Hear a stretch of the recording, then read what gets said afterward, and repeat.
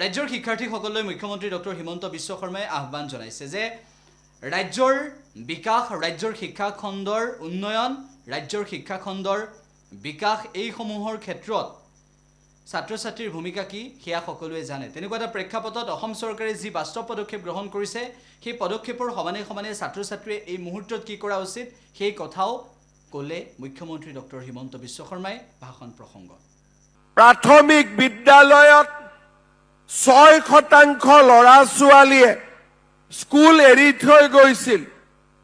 আজি আমি তাক 4%লৈ নমাই আনিব সক্ষম হৈছো। এমই স্কুলত 8% ল'ৰা-ছোৱালীয়ে স্কুল এৰি থৈ গৈছিল। এতিয়া আমি তাক 5%লৈ নমাবলৈ সক্ষম হৈছো। আৰু উচ্চ মাধ্যমিকত 25% ল'ৰা-ছোৱালীয়ে স্কুল এৰি থৈ গৈছিল।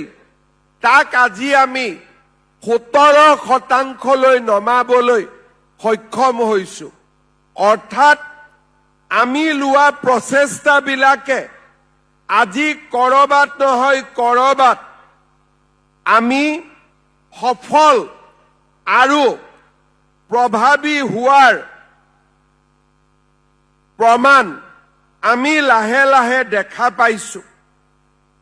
মই এটাই কথা ক'ব বিচাৰো, যি ল'ৰা-ছোৱালীৰ একাগ্ৰতা থাকিব, অধ্যাৱসায় থাকিব, ইচ্ছা শক্তি থাকিব, আমি সকলোৱে জগত জয় কৰিব পাৰো।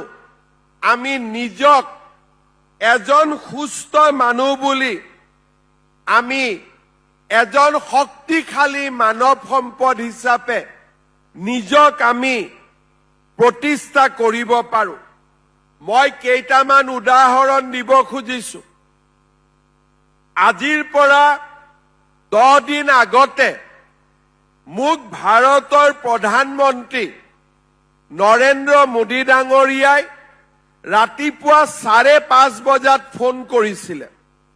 ৰাতিপুৱা মোৰো টোপনিতে আছিলো, ফোন বাজিলে মই ফোন উঠালো।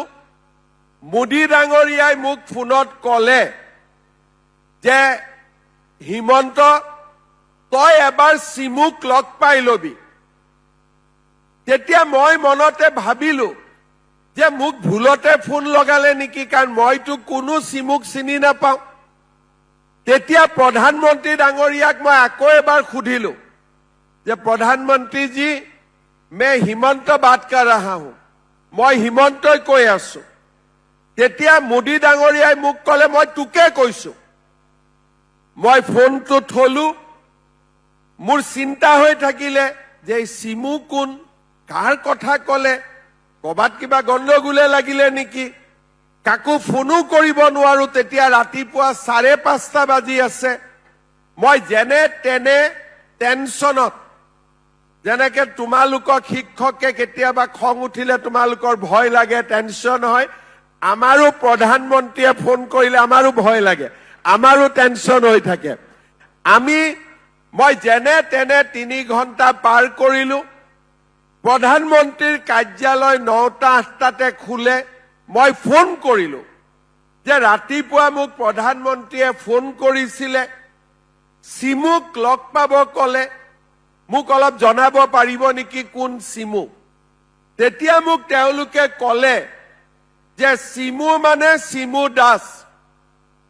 কোন ছোৱালী? অসমৰ এগৰাকী ছোৱালী।